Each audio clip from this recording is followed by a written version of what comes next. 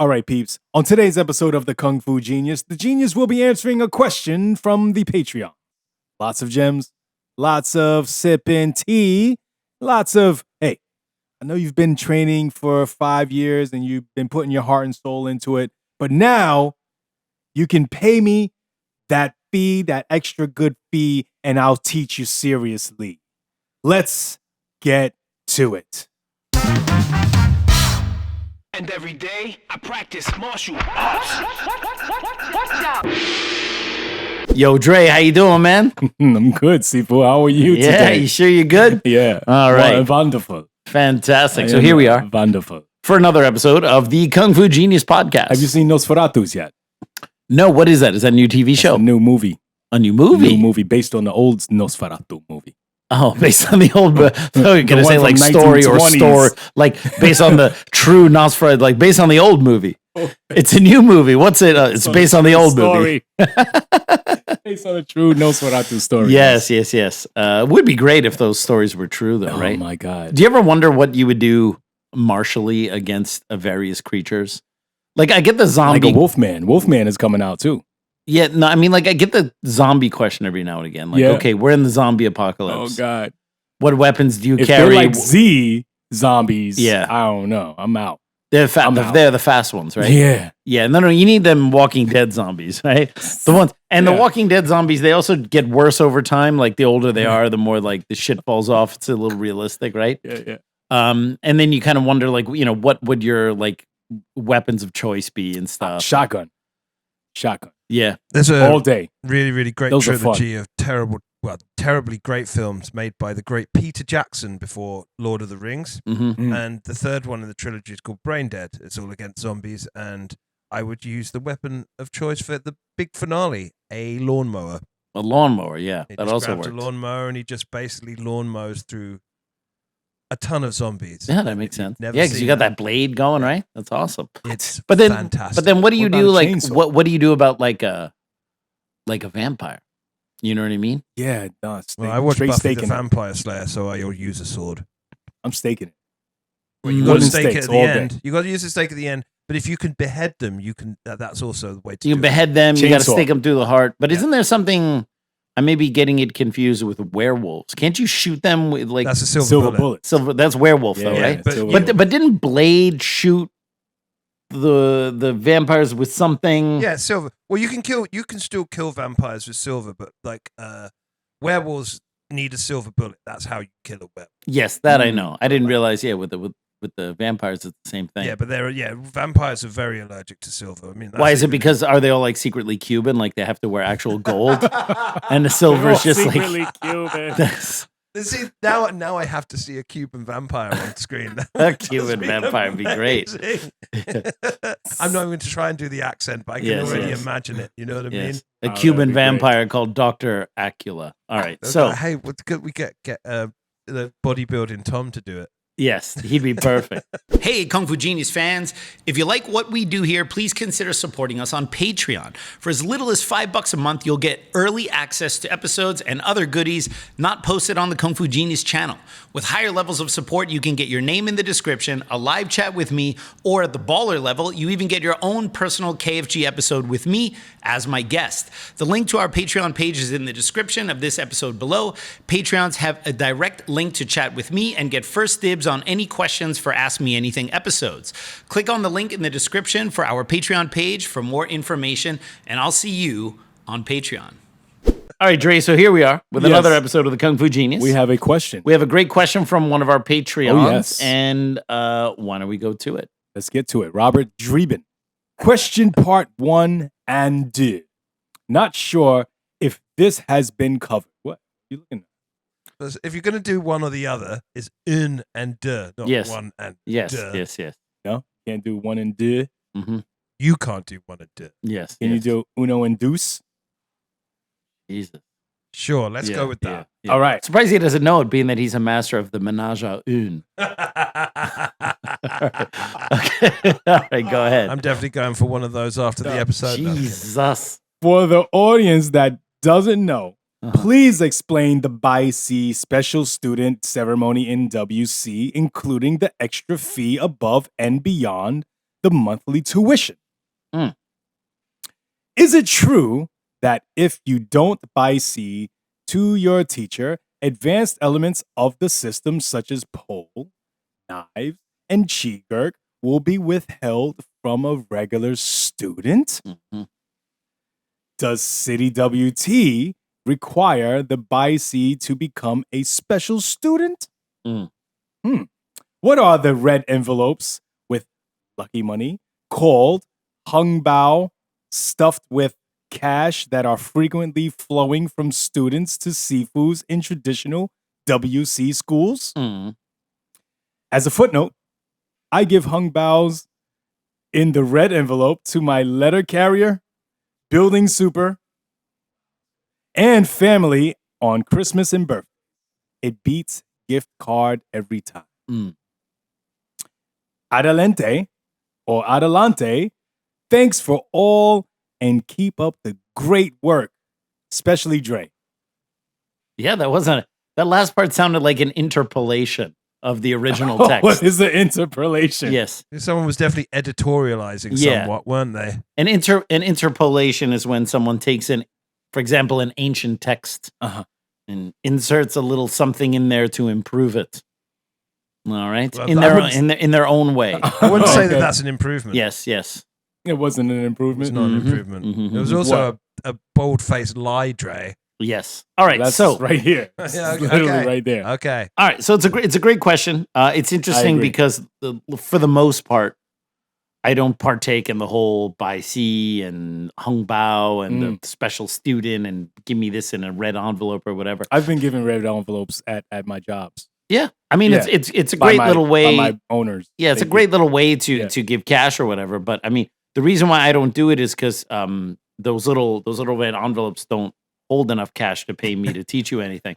So you need to bring a suitcase, Okay. all right, or at least a small briefcase, Okay, right? yeah. And then we can talk. Get out of here with Does it a have to be a red brief? get out of here with an envelope, unless there's a big fat check in there, right? No, I'm just kidding.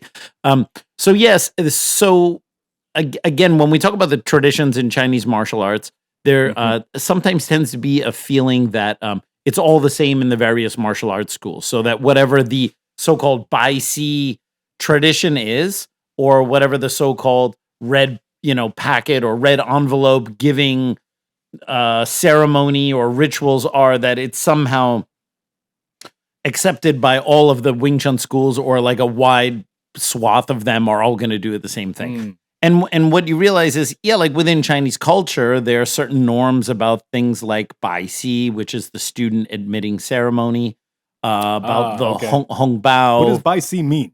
So Translate to. So Bai means quite literally to worship. All right. And then Si is the Si from Sifu. So it means like to worship the teacher, quite literally, to Bai Si. And if you remember, the nickname for the Siunam Tao is called the Sam Bai Fat, which means to pray to Buddha 3 times, right? Sam is 3, Bai is to worship, like Bai Si, and then Fat is Buddha. So it's like the 3 worships to Buddha. All right? And then so that Bai of Sam Bai Fat is the same as Bai Si. It's the same character. Really right? cool. Yes. All right. So basically, it is the Bai Si is the student admitting ceremony, and there's like a general format that those things follow, but individual schools or individual styles may then have a whole bunch of additional rituals and ceremonies and things that you need to go through. So the idea that it's like a cookie cutter for every single school is not true, even within Wing Chun. Okay. So the broad stroke of it is like this, especially in the older days, although I'm sure many Sifus still partake in it. There is it's kind of like a tiered system, like a class or caste system.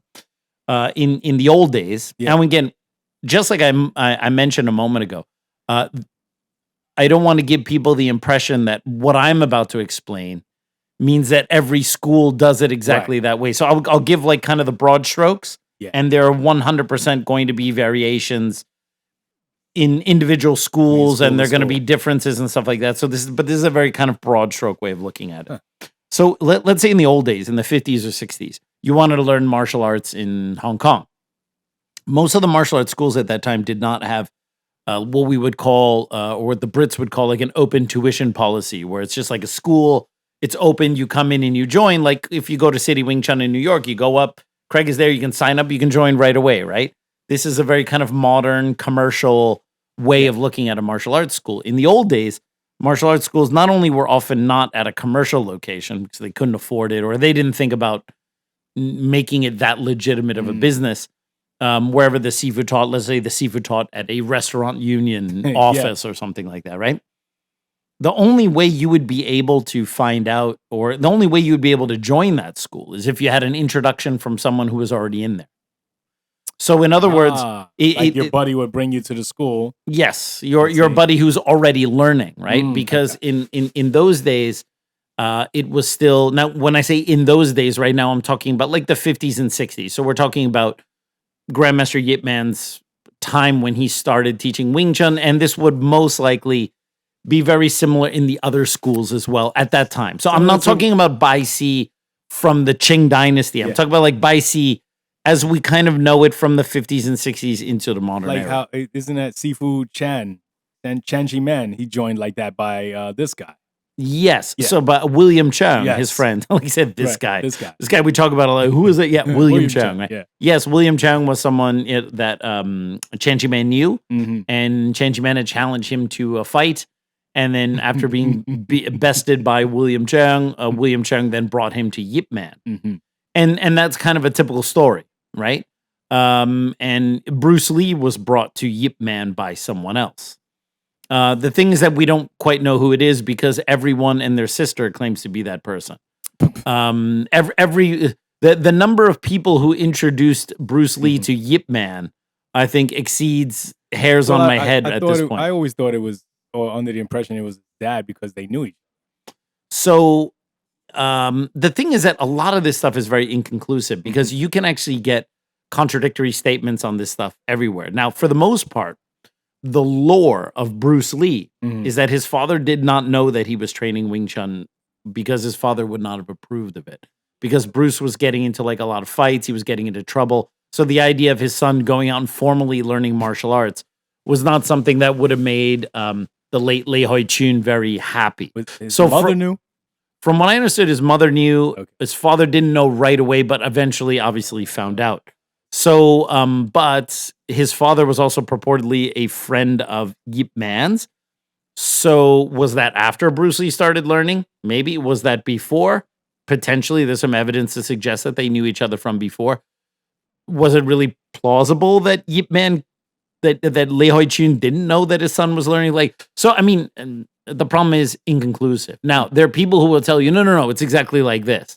And they'll tell you that just because they're going to tell you whatever they read in Matt Pauly's book, or they'll tell you what Wong Sun said, or whatever. The thing is, I've read all the different accounts of whether Bruce's father knew or didn't know, or was friends with Yip Man or not, or who introduced Bruce to like. And I know almost as many different versions as I've read that story because they're all a little bit different. So the problem is that it's inconclusive.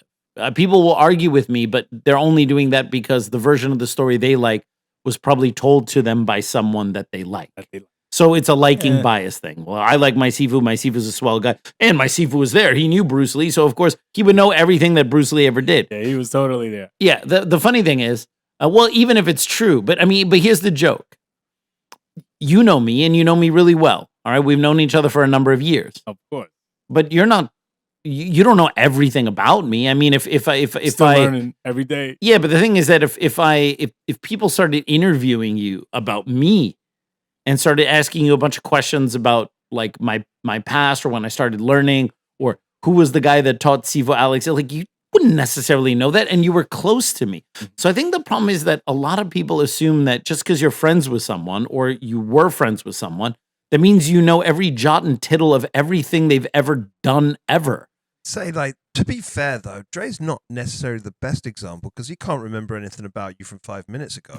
Yes, I understand, but the problem is like the expectation. Definitely like, look, not the best. Like if I the best if source. if I crashed in a fiery plane crash, and then someone wanted to interview Dre on a podcast about me, And then they started going like, yo, so like, can you tell me like some fond stories that Sifu might have told you about his childhood? He'd probably be like, and whatever he would tell probably wouldn't be 100% accurate. Right. Now, and he is legitimately someone who knows me. Okay. I'll definitely tell a ninja story. When Yes, there's a ninja in a tree. But the thing is, and you may have one or two stories that you Right. could tell relatively accurately because I told them on the podcast or I told them to you a few times, Uh-huh. but you wouldn't be able to do that with everything. Mm. But the problem is that if you knew Bruce Lee or you knew Yip Man or you knew someone, and mind you, if you knew them in the 50s, it was 70 years ago. Now, whatever you say about that person gets a pass because you knew them. And all I'm trying to say is in real time with people who are still alive, Mhm. you would struggle to recall every story that I told you accurately. You would struggle to recall certain details. And by the way, I would also struggle to recall stories you've told me about, growing up. Yeah. Or like if I really had to say like, where was Dre living? What part of Brooklyn? For sure you mentioned it. I couldn't remember that. Yeah. But so I just want to plant the flag because historical questions always come up on this podcast. Yeah. And I always want to point out the flaws of understanding when we're talking about people in real time that you know. Now imprint that on, okay, I heard someone said this about Bruce Lee. So you are now repeating something you heard, which is no longer firsthand, or you're repeating something you read in a book written by someone who was recalling that 30 years after the fact. And maybe trying their honest best to tell the truth, or may have misremembered something, or maybe bullshitting you, or a mix of all three. Okay. So the problem is like people really need to grab that horse by the reins and pull in terms of like, no, this is exactly how Bruce was introduced to Yip Man. This is exactly what was going on back then. This is exactly how it went. When you yourself weren't there and you're telling a secondhand story that may be misremembered or may be wrong. All right. So that's the thing. Like your degree of confidence in any answer should always scale with your evidence for that. And it often doesn't. Oh, I heard from someone you like, and that gets a free full pass. And all I'm saying is like, you're my boy and you couldn't answer accurately questions if you wanted to. Neither could people I'm related to. I mean, like if you ask my mom, who's been with me my entire life, if you say, who was the biggest influence in your son's Wing Chun career, she probably wouldn't be sure who that was. She knows I learned from a bunch of people. She wouldn't be able to tell you that. That's my mom. Right. Okay. So the thing is that like we just need to be a little cautious and a little less ready to, hit that button on, this is absolutely correct because you heard something or you heard something from someone you like. So, and including me. All right. So anyway, so if we go back to the 50s and 60s, let's say the 50s, kind of the starting point of Yip Man's teaching career. And I would assume most of the other local area schools would do something similar. You had to be introduced to the teacher because again, it's that introduction. It's no public tuition.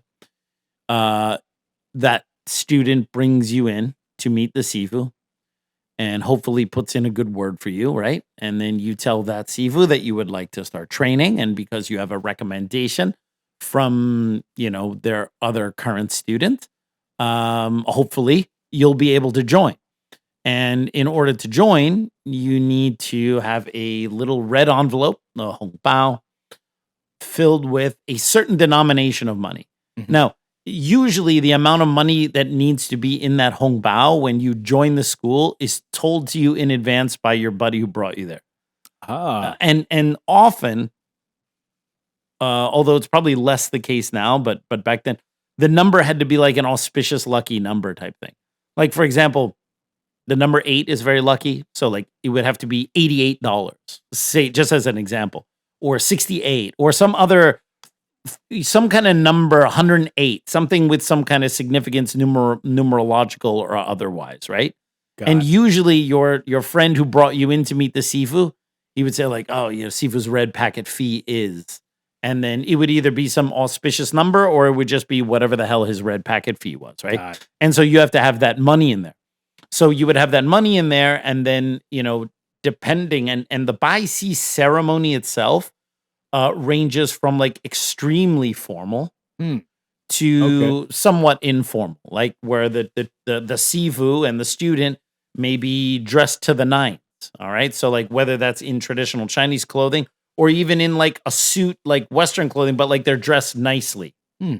And usually the sifu is seated and the student will be on the floor, usually kneeling. Got it. So there's this kind of this very ancient and very Confucian, subservient, like parental, transactional, generational thing. Like, yeah, I'm sitting here, you're on your knees, right? And then there are a number of different ways that it's done, but there's also usually tea involved where you pour the tea and you hand the cup of tea to your sifu, usually with your eyes down, bowing, that kind of thing. If he takes the tea and then drinks it, then the drinking of the tea, he's accepting you as his student. All right. So you give the red packet or the red envelope, and then you give the tea or the tea in the red packet. I mean, there are different ways of doing it, right? And then you may then kowtow, for example, 3 times. Usually, depending on the tradition or whatever, you may even put your forehead onto the floor, which the Chinese always consider the floor very dirty. So putting your head all the way onto the floor is like a sign of total subservience and prostration. Like you are just basically saying, like, I am your, Todai, and I'm basically here for you, more or less, to abuse, if that's the way you want to do it, right? So then the sifu takes the tea, takes the red packet, and then in the more modern era, though this is not always the case, usually the sifu may then take their first sifu Todai photo. So where the sifu is sitting and the student is standing next. So then after that ceremony, then they may stand next to the sifu, and then someone may take a photo as like a commemorative thing. And then usually the sifu will teach you your first lesson. Okay, so immediately right then and there. So for example, it could be in Wing Chun, like how to set the stance, and then maybe the first 1 or 2 sets of the form, the Tan Sao, Gan Sao, internal rotation, the punch, the Hun Sao, and then give you some corrections and maybe give you, and sometimes the sifu might be like, the study, I might have like this almost like a canned speech, like the study of Kung Fu is very arduous and like it is not for everyone. So you will face challenges but you need to persevere and work hard and da. So sometimes it might even be like a pep talk thrown in there, or like Wing Chun Kung Fu, or maybe they tell you about the style. Wing Chun Kung Fu is a glorious style back from the Qing Dynasty and Miss Yim Wing Chun, and maybe tells you like the mythology of the story, or tells you why it's an important style, or it's designed to fight against it. So there might be some kind of like sales pitch or elevator pitch that the sifu gives you. Maybe they show you chain punches, or maybe show you a couple moves of the form, and then he usually says something like, if you train hard, you will achieve great results. And then he kind of pats you on the head and sends you on your way. And sends you on your way, right? And then usually, although not always the case, when you start coming to the regular class, you're usually taught or tutored by your seniors, by your sihengs. So not actually by your sifu.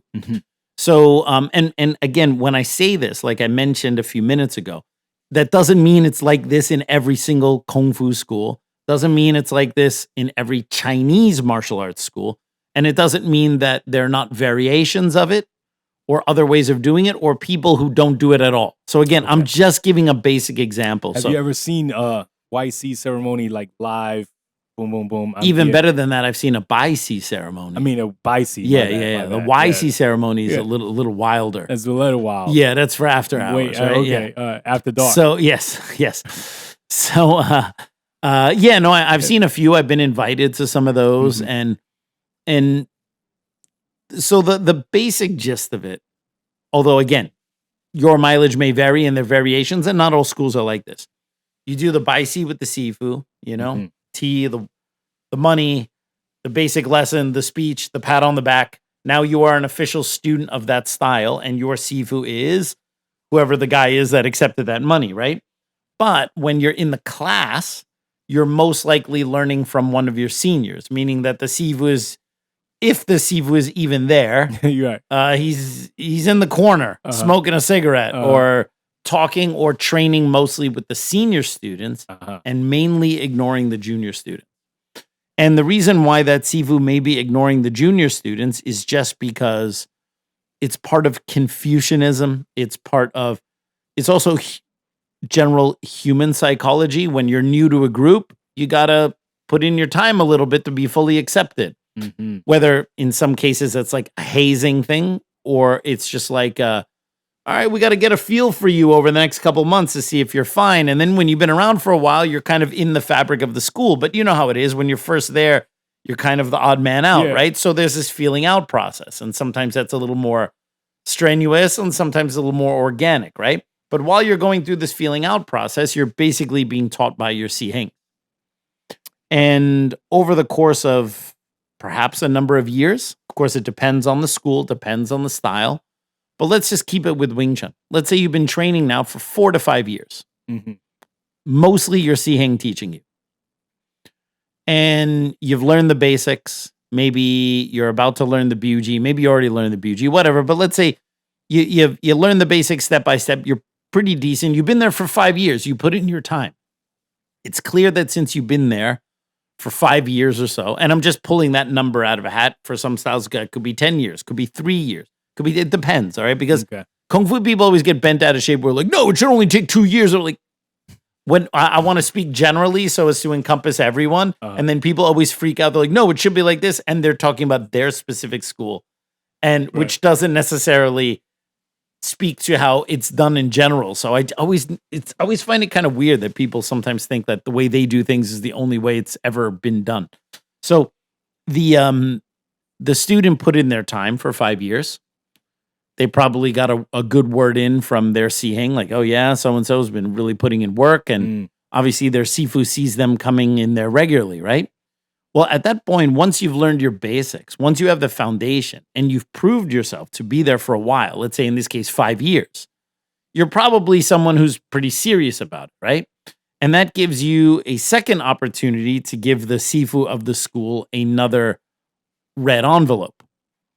And that is then usually to become what's known as a U.S.A, an inner circle student or a special student or an indoor student, like whatever you want to call it. By the way, that's not the same term as closed door student, which is what Learning was to Yip Man.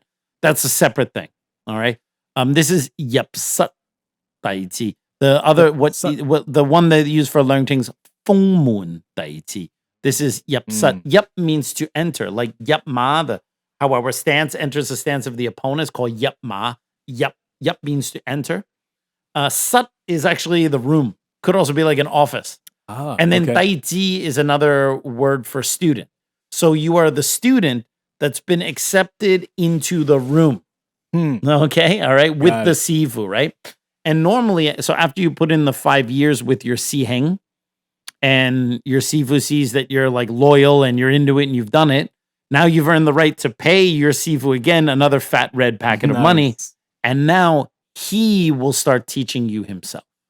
So in general, something like that is how the kind of the Baisi student accepting ceremony, putting in your time with the Sihengs, and then eventually becoming some kind of inner circle student. And that's then usually the time when, you get closer to your Sifu polishes up what you learned before and then often teaches you the advanced technique, maybe the dummy, maybe the weapons or footwork or fighting or whatever it is, right? Got it. And so that's the basic template, all right? Okay. Some people get accepted to learn from the teacher much earlier than 5 years. Some people maybe need 10 years before the main teacher will even touch them, right? And of course, it depends on the school and it depends on the style. So that's why being a private student of a teacher was such a big deal in Hong Kong. Because we understand, okay, if you were a private student of someone, it probably holds a lot more weight than if you were just a student of them in the group class. But in general, if you're an instructor and you're an instructor because you just went to group classes, but eventually became an instructor, the average person isn't going to care. You learned from this guy and you became an instructor. They don't really care if you learned privately or in a group class as long as you're competent, right? But in the old days, because your Sifu often would not even touch hands with you until you had put in that prerequisite time with the juniors. and then you've been deemed worthy to train with the Sifu. Then the Sifu starts training with you, right? So the reason why that was such a big deal in Asia or in China or in Hong Kong, that you were a inner circle student or a private student, is because then that meant, oh, you actually learn from your Sifu. Okay? Because if someone says, oh, Dre didn't really take a lot of private lessons from Sifu Alex, which you are taking private lessons from me now, but like when you were coming up, you didn't. Right. Yeah, but you were in the group class training all the time. Right. And you came to many of my classes, right? So that's not a big deal because I was teaching the regular classes. But in Hong Kong, most of the schools, not all of them, and it is changing now, the classes are not necessarily taught by the main instructor. They're taught by the seniors. And the main instructor is usually just there either for teaching seniors or to supervise.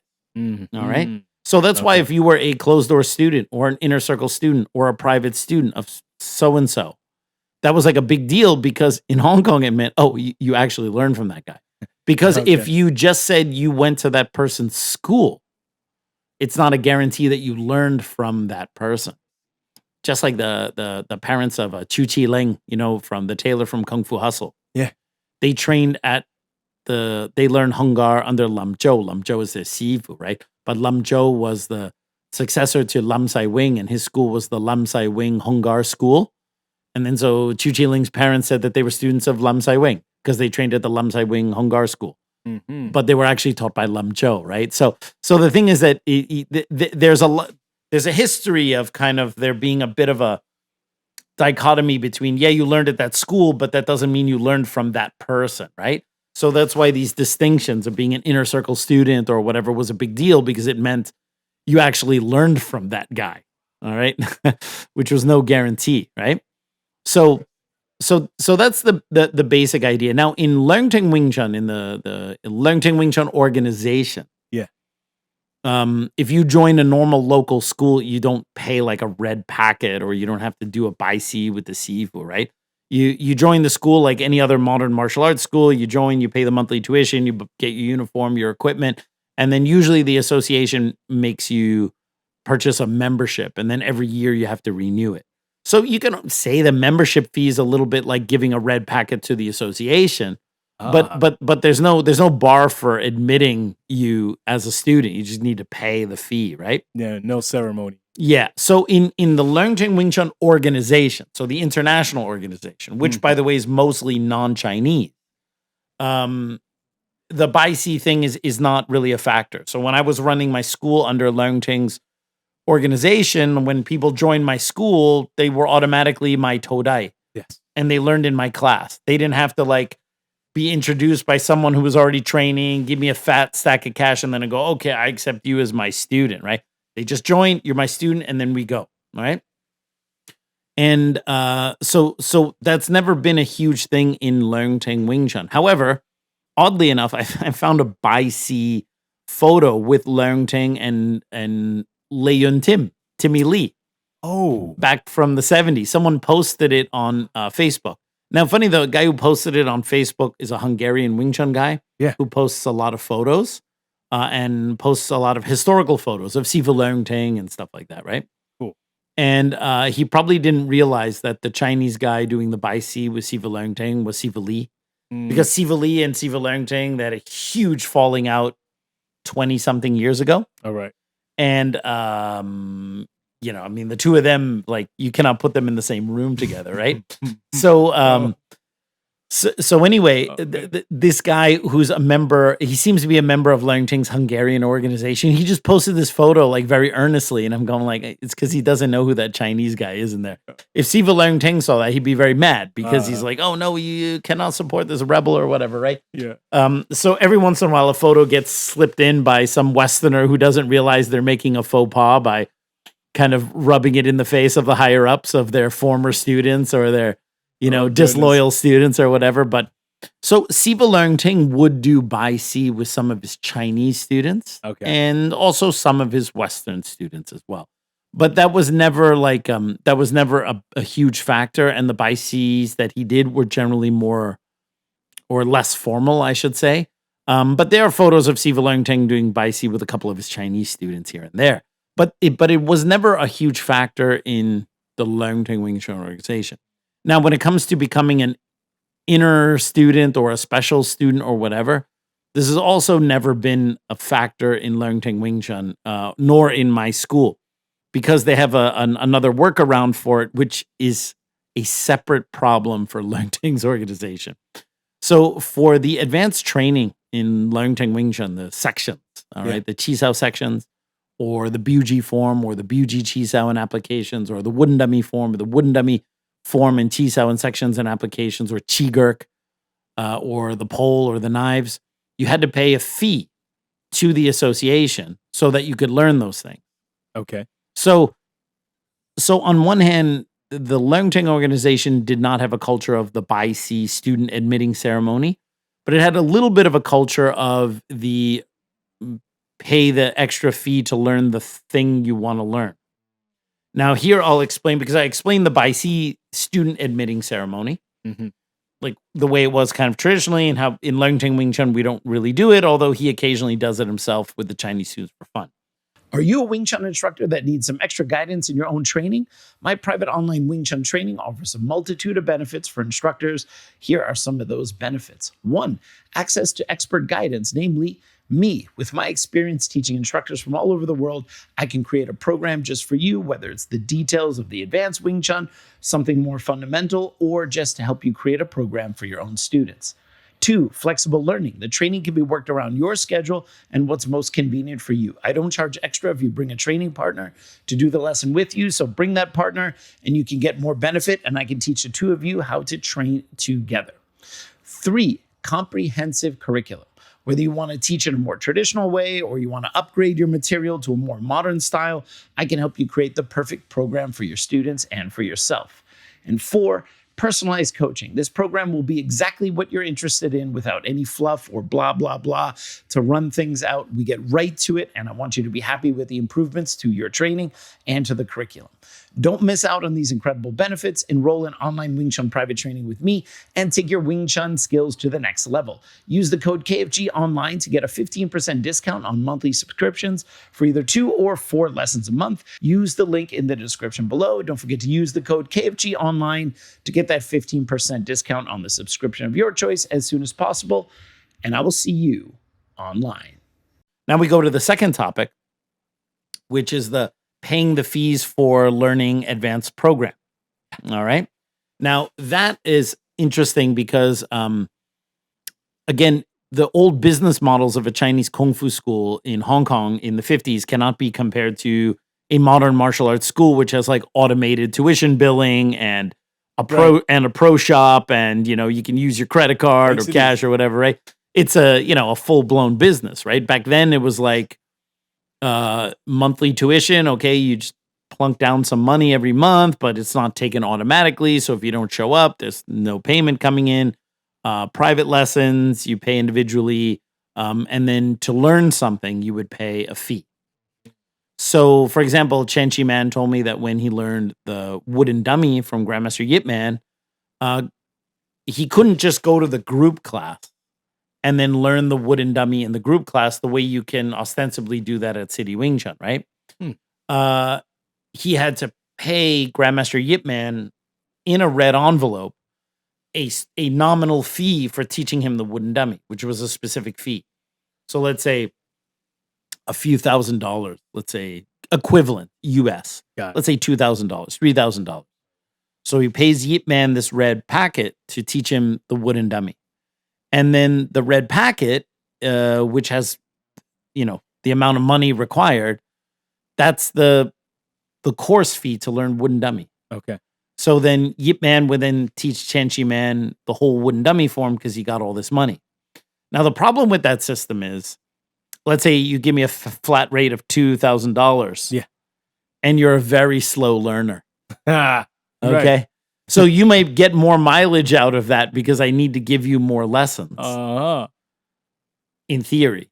But what's usually the case is the Chinese are not going to do that. If you're a slow learner, they're just going to show you the whole form from soup to nuts, from A to Z, and be like, okay, I showed it to you. That's what you get for your packet fee. I'm done. If you want to continue practicing it, You're going to have to pay for extra private lessons or whatever, right? Mm. So the problem is that charging a flat rate to teach something like a form can be a little tricky because some people are good at picking up forms and other people have 2 left feet. Same thing when it comes to like Chi-Sao or Chi-Sao fighting, right? Some people might be able to pick it up very quickly and other people might struggle with it, right? But that was, to a certain degree, the old system of you pay a monthly tuition, like very low monthly tuition. And then when it came time to learn the majors, BUG, wooden dummy, pole the knife, maybe Chi-Gurk, maybe advanced Chi-Sao, that you had to pay an extra fee for. And usually you pay that extra fee, but the Sifu also taught you that thing specifically. So you pay the Sifu the Hung Bao for the dummy, and the Sifu teaches you the dummy. And now when you're in the regular class, you can practice it because you already learned it, right? Mm-hmm. So that's usually how it was done. And I remember the Chanchi man told me that he couldn't afford the fee to learn the wooden dummy from Grandmaster Yip Man because it was so expensive. Okay. Because the dummy, all this stuff was highly valued back then, right? So he said he had to borrow money from his brother to have enough money to pay the red packet fee to learn the wooden dummy. And then likewise, when it came time a few years later to learn the Bacham Do is normally the most expensive thing to learn because it's the most advanced thing. He learned the Bacham Do together with Wong Sun Leung so that they could split the fee because to learn the Bacham Do was quite expensive, right? Okay. So that just gives you an idea. Did Chanchi man tell you how much? I asked them. So a few years ago, we did an interview with him right before the virus of unknown origins hit, and it was about 4 hours. And I was asking him all this stuff, and then I asked him how much was that fee, and he couldn't remember. He also couldn't remember the wooden dummy one. He just remembered that it was pretty expensive. Okay. So that's also then how it was done, and I would assume in other kung fu styles outside of Wing Chun. Let's say when you those styles that have like a lot of forms, like Hung Gar, maybe when it comes time to learn one of those new forms, maybe then they also have to pay their Sifu like a red packet with a certain amount of money to learn that form, and then the Sifu will teach them that form. All right. So it's almost like a private lesson fee, but it's just specifically to learn this one thing. All right. Now in Learning Wing Chun, we did not do that. Instead, what they did is they had to pay these so-called section fees. And these section fees were fees on the advanced program, BUG, advanced Chi-Sao, wooden dummy Chi-Sao, all that stuff, Chi-Gurk. And that stuff went straight to the association. And the problem with Learning's system of section fees, besides that they're outdated and they don't make any sense anymore, and it's basically a tax on learning, is that it, unlike paying a Hong Bao to learn the wooden dummy, the section fee did not include the instruction on the thing you paid the section fee for. So, for example, when I was learning the wooden dummy, right, I had to pay something like $250 per section, or $200 per section on the dummy. Huh. Or per section. Yeah, just leave it like. But that was and the wooden dummy has 8 sections. Yeah. So 8 times 200, that's $1,600. So I had to pay a $1,600 fee to the association to learn the wooden dummy form. But that $1,600 fee included no instruction. That just meant that I was now allowed, I was so-called qualified because I paid to learn the wooden dummy. So that means once I had paid that fee, then Sifu Lau could teach me the wooden dummy, or Grandmaster Ling Teng could teach me the wooden dummy, or whoever could teach me the wooden dummy, because I had paid that fee to the association. But that fee, around $1,600, was just so that I was allowed to learn it. It didn't actually pay for the instruction, right? Same thing I remember, like a separate fee for the instruction. Yeah, and I remember like the BUG form, maybe it was around $500. Meaning I had to pay the association $500 so that I could learn the BUG form from Grandmaster Ling Teng. You know what I mean? And I so would have preferred, like, let's say I took a private lesson from Sifu Ling Teng to learn the BUG form. Let's say it's 2 private lessons, right? Yeah. I would so rather just pay his private lesson rate plus maybe a little bit extra because I'm learning the BUG and just learn it directly from him than have to pay this crazy big fee to the association, which did not include the instruction. And then I still had to go and pay someone to teach me that, right? So that's where Sifu Ling Teng took something from tradition, which is the paying the specific fee for advanced stuff, except that he doesn't include the actual lessons for that. It's just the tax on being able to learn. And if you had not paid that fee, you weren't allowed to learn it. So let's say you came from another WT school and you moved to New York and you're like, oh, Sifu Alex, I want to continue learning the wooden dummy. I've learned up to section 4. Well, I would have to ask you for your Wing Chun passport from the association. And I would have to look in there and see if you had the stamp that you had paid for those sections. And if you had paid, let's say you learned the first 4 sets of the dummy and you had paid for 5, 6, 7, 8, okay, I can teach it to you because you paid the fee. But if you had not paid the fee, I'd say, sorry, you got to pay the fee. Otherwise, I can't teach you. Because if you didn't pay the fee and I still taught you, I would also get in trouble. So it was like this weird taxation racket. And also, and it was a very minor reason why I quit. It wasn't the major reason at all. But I had made suggestions like, the section fees are very hard to justify to people because I had to collect section fees from my own students. Like, okay, congratulations on getting your next level. Yeah. Now I'm going to need $300 so I can teach you your next program. And everyone's kind of like, well, aren't I paying you monthly to learn my program?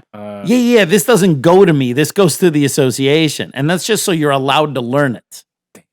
So some of my own students, some of my own students were like, well, that's weird. Why don't you get a portion of that because you're the one who's actually teaching it? And I had suggested to the association, I said, well, if you have a $200 section fee, which the association isn't doing anything for because they're not the ones teaching it, why not, I don't know, the instructor collects $200 from the student and only has to send in $125 to the association. So then $75 you keep, and then it's like the instructor gets a little bit from it or something like that, right? I suggested that, and oh my God, it was like, what happened? No, I mean, I might as well have shit down their necks how offended they were by that. And it was like, dude, the instructor is collecting a fee from the students that does not benefit the instructor. It goes to the association. So I'm an unpaid tax collector. Yeah. And then once I collect this ridiculous fee, I have to then look at that same student in the eye, okay, and say, okay, now pay me to teach you that. I even suggested, hey, you can even raise the section fees, but let the instructor keep a portion of it so that the instructor, because then imagine if the instructor kept a portion of it, they would also be incentivized to bring up more students because they would also earn more money from this and then teach those programs, right? But it's like, And then they would get bent out of shape when these section fees weren't paid or weren't collected on time. And it was like, and from what I could tell, I think they still charge section fees for that advance. I think they probably lowered the prices a little bit, but I mean, it's an archaic, stupid system. But in the Yip Man days, as in most of the other martial arts school, that red packet fee you would pay for the advanced program would also include the instruction. It wouldn't just be like a taxation on that, right? So that's like the second thing. So Learning Ching Wing Chun had section fees, and in Hong Kong, you would just have a fee to learn the specific thing. So that's a little bit about the student admitting ceremony, and then a little bit about the practice of paying a Hong Bao for the specific thing that you're going to learn. Hong Bao. And then the third point is then also about the inner circle student or a special student or whatever it is. Them being the only ones that are allowed to learn the advanced program. What is Hong Bao translated? Red bag. So Hong is red. Okay. And Bao, well, depending on the context, Bao is something that's wrapped, something that's covered, something like bao bun. Yeah, no, that is the same Bao, like a bun. Okay. Like the buns are called baos. It's just literally the same bao. Okay. It's the same bao. So it's like anything that kind of holds something else in it, because usually the baos that you eat have something in it. Yes. An envelope is like a type of bao, a small one. Wrapping anything up is a bao. A dumpling is a bao, right? So that's what it means. It's like some little red wrapped up something. That's basically what it means. Hong is the color red, right? For Chinese New Year, you give little red packets in Hong Kong, you give them to unmarried people. Or younger people. But then they usually, in that tradition, call it a lai si. They don't call it a hong bao in that tradition, right? Oh. So, but it can also be called lai si. It's a little bit of a interchangeable Not term. a YC. Not a YC, No, right? YC. So then the question is, like, you've been around for 5 years, and then you get to pay this extra packet to become an indoor circle special student, whatever, and then that's when you're going to learn the real stuff, right? So the question was, is that necessary at City Wing Chun? And the answer is no. It never was. Not even when I was in Learn Ting's organization. Like, I charge a monthly fee for teaching in group classes. If you show up and you train, we have everything. Our curriculum is very professional. We have everything on curriculum cards. You got to make sure you learn everything step by step, right? So, no, you show up, you practice, and at some point when you've learned all the things on your card, me or my assistant, we're going to check you to make sure that you can do it. Not just that you've seen it, but like, can you actually do this stuff? And if you can do it, then you learn the next one. And you're already paying a monthly fee so that you can learn the next one, right? So the idea that you would have to pay an extra fee to become an inner circle student to in order to be able to learn that stuff. I used to teach a class called Inner Circle, right? I remember the Inner Circle. Yeah. All the Inner Circle was advanced students who were learning from me. But if Every you Monday night.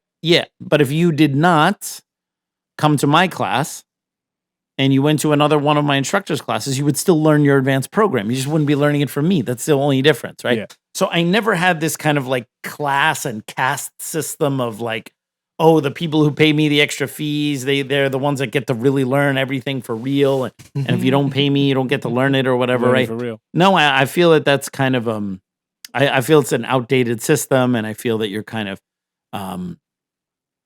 preying on the students, want to get close to the instructor and stuff like that. And I just feel like, is that really a fair way to teach martial arts? You don't teach any other martial art like that. Now it's like, oh, if you want to learn this, you got to pay this, and if you want to really learn something, you got to pay the sifu so you can learn from him, right? So it's like you join a school, the sifu accepts you, but doesn't want to touch you for 5 years. So are you really his student? No. Okay. And then finally, you stuck around for 5 years, and the sifu goes, oh, looks like you're loyal. All right. Now you can pay me a bunch of money, and now I'll teach you. You know why? That's like, I find, even though it's traditional, I understand the sifu doesn't want to get their hands dirty with people who are not serious. Like, I think when I rail against it and its problems, it's not because I don't understand it from a Chinese cultural perspective. I totally understand. I just think it's outdated for teaching martial arts. All right. Okay. For any other point of Chinese culture, I'm all for preserving people's cultures or whatever. But to go in the modern societies is really necessary for teaching people how to defend themselves or teaching people how to fight. And maybe a lot of these things are part of the problem, because it's not a matter of comparing methods. It's a matter of, oh, well, I'm a special student of so-and-so. So now everything that comes out of my mouth, you need to pay attention to. Yeah. So then you get all these little arguments from authority, which is, it's fallacious argumentation. You're either correct because the facts are on your side, or you're not. You're not correct because of who you learned from. Okay? There you go. So the problem is that a lot of these distinctions about closed door student or inner circle student or special student or whatever has allowed a lot of other people to bully other people with their position. And that, in my opinion, has no place in learning martial arts. There's no place in learning. So I don't do any special student bullshit. I certainly would be very angry at any of my students who have schools if they would do something like that. I'd be like, cut that shit out. What is that? And yes, I think Dre would do that. you might be right. But the idea is that then you're part of like a special club. All right. And so I understand traditionally why they would have done that 100, 200 years ago. Nowadays, when when you run a professional martial arts school, it's unnecessary. It's also weird. Imagine going to a professional martial arts school and be like, all right, thanks for joining, ABC Kung Fu on the Upper East Side, right? Okay. Now, in addition to joining, you're going to have to like put a bunch of money in this red packet. We'll provide the red packet for you. You see that guy sitting over there, you got to go over there and you got to go kiss his ass and give him some tea, and then hopefully he'll accept you.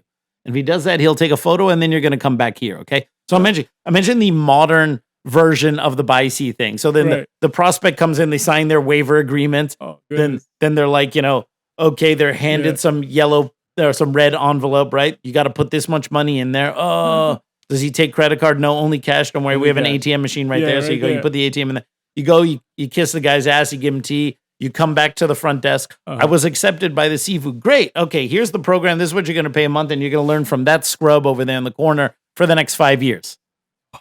And then for the next 5 years, you learn from that scrub. And then at some point, like, hey, well, you put in your 5 years of scrub training. Yeah. Now I remember I got an invitation to go to a Baisi ceremony here in New York many, many years ago. To be fair, it was a beautiful invitation. Yeah. It was a Wing Chun school here in New York. They no longer exist. They mailed back it in the 2000s. Early 2000s. They mailed it to me. Very nice. Beautiful envelope. I remember opening it up. I remember I was at a deli near my school, which no longer exists. And there was this gorgeous girl who worked there. I used to go there every day, just buy a drink just to see her, right? Yeah. And I had my mail with me because I was in the next building, right? And then like she was maybe making me a coffee or something, and I'm looking through it, and I opened it up. I'm like, oh, this is really cool. So I was from a Wing Chun school. And I couldn't open it. It was like really complicated. I remember she grabbed it. She had figured it out and opened it. It was pretty cool. It was like a very nice, elaborate invitation. And the invitation invited me to come to their school on, like, let's say a Thursday night at 8:00 to witness a Baisi ceremony. Mm-hmm. But this was one of those advanced Baisi ceremonies where now the student was going to be admitted as a Yapsataiji. So not like not like a Baisi, like this person's just joining a school and they're a beginner. This is someone who put in their time and now they're going to be accepted by the Sifu, right? Did you invite that girl as your date? No. Oh. So I remember reading it. I don't have the invitation anymore, but I remember there was a line there that now mind you, I come from Learning Wing Chun, and I'm at that time I was obviously part of the association, and we had all of our own wacky bullshit and politics and nonsense we had to deal with, right? Yeah. So I mean, like for me to like kind of call bullshit on other people at that time is definitely not like definitely a bit hypocritical at that point, right? But I remember reading, and it said that this student has put in the time training and has shown their loyalty and is now ready to begin serious Kung Fu training. So basically saying like now they're going to be accepted and now they're going to get serious Kung Fu training from the Sifu. And I'm reading this and I'm going, so what the were they doing for the last 5 years? Now? Yeah. After what I was sweeping the floor and doing just punches on the wall bag, now I'll finally learn like how to turn, right, or something like that. And it's on the way it was phrased just sounded like this dude's been kind of blown smoke up our ass to make us happy for 5 years, and now we're finally gonna be like, okay, you put in the time, give us more money, and we'll finally teach you for free. Good. And although that is not the idea behind it, that's not the sentiment. But you can see how a little element of that comes off. Like, okay, well, we kind of squeezed you a little bit for 5 years for that monthly tuition, and we're happy that you stuck around, that you're serious. Now you can give us a big ton of money, and we'll finally really start teaching you, right? I mean, imagine going to a boxing gym and having a setup like that, right? Where you're just doing footwork and a jab. And look, I'm all for basics. I'm not like you don't teach advanced shit or wild shit to beginners. But like imagine for 5 years you did boxing that was so basic it wasn't even functional, only to then be finally accepted by the great boxing coach and learn head movement and jab and footwork and how to step in and how to defend yourself, right? And you're like, wait, what was I doing for the last 5 years? Right? Wow. So I find that while I appreciate that aspect of Chinese culture because of the close relationship with the teacher and everything, which it should be there, but I don't appreciate this kind of weird setup of you don't get real training until you're good enough. Because for me, yes, of course, when a student joins, you don't know if they're going to stick around. You don't know if they're serious. So the old Sifu did not want to invest time in that person if they didn't know they were going to stick around. Okay. I get that. Sometimes you get people who come in, they're super enthusiastic, and you go and you help them out, and a month later they stop coming. Yeah. Right? It's just the way it is, right? For you, what is your tell that they're serious? Like you see a student the longer join. The longer I've been teaching, the less I can give a definite answer to that. Okay. Because I've been proven wrong so many times. I've done intro lessons to people that had a face like this the whole time. I know for those of you listening on audio, that's not helpful, but Can't just see the face, imagine a but- frowny, not very happy Kung Fu Genius face. You're doing the intro and they're like, they look kind of bored. They're kind of looking around. You show them something, they look nonplussed, non-interested. Oh, right. You get to the end of the intro and be like, well, so did you have a good time today? Yeah, it was great. It seems like something you want to do. Yeah. All right, let's sign up. And then that person would be ready to sign up. Right? Meanwhile, you get the guy who's like, totally into it. Yeah. And like, oh, I saw the IP Man movie and Wing Chun, so Yip Man and Bruce Lee and the back fist and the lap sound. Like, oh, no. Like, and they come in and they try to tell you how much they know. Oh, man, Wing Chun, Leung Ting, yeah, he was a favorite. Blah, blah, blah, blah, blah. And then it comes time to roll. Well, you see, I don't actually live in New York. All right. So yeah, I'm not going to be able to join. Right. So the thing is that like the guy that you think is totally into it versus the guy who's actually going to stick around is usually wrong. Oftentimes I find the people who are kind of moderately into it, but not overly enthusiastic. All the ones that, but they just kind of come in and put in their time and they don't talk that much. It's always the talkers that are the problem. The guys who tell you, I'm going to be your best student. I want to be an instructor. I want to open a school. Anyone tells you within the first week or two of them being at the school that they want to open a school and they want to be a master, or they want to be a Sifu, or they want to teach or whatever, you might just kick that person out right then and there. All right? Because first of all, you shouldn't begin the martial arts journey with the idea that the end goal is to become an instructor. People who want to become an instructor usually just want power and dominion over other people. Or if they think they want to become an instructor so that they can open a school and earn money, they're delusional. Who the fuck earns money teaching martial arts? No one. And so they're coming in with the wrong idea. All right. And sometimes you get someone and they're very uncoordinated and they stick around. Sometimes you get someone, they're very adept at what you're showing and they fizzle out. So the thing is that I don't know. But the thing that I disagree with about the whole, like, we give them the mediocre training until they're like really ready for the real stuff, is that you waste their time. Because even if a student is not going to stick around, my job as the instructor is to give them the best class possible. To, give them the instruction the way I wish I had it, to, make sure that they leave with a little bit of a sweat, make sure that they're really getting into it, make sure that they enjoy it more and more, and not do it in the traditional Chinese way of, yeah, but this guy might leave and you're putting too much in that. Look, I got to be there to teach the class anyway. Okay. So am I going to go, I got to teach a class, but I got one guy here who's only here for a year and I don't know if he's really that serious. So let me give a half-assed class where I don't really teach or sit in the corner or just criticize. Or let me roll up my freaking sleeves, teach this guy, give him the best class. And even if the guy doesn't stick around, that person leaves and goes, yeah, I used to do Wing Chun many, many years ago. I wish I stuck with it. But you know what? Those classes at City Wing Chun were amazing. I had such a great time. Yeah. They're not going to say that if you do it in the traditional way. The job of the instructor is to bring it. The student has to work hard. Yes. If the student doesn't put in the time, they're not going to get the results. But if the instructor doesn't put in their heart, all right, they're never going to have those students. And that's all I got to say about that.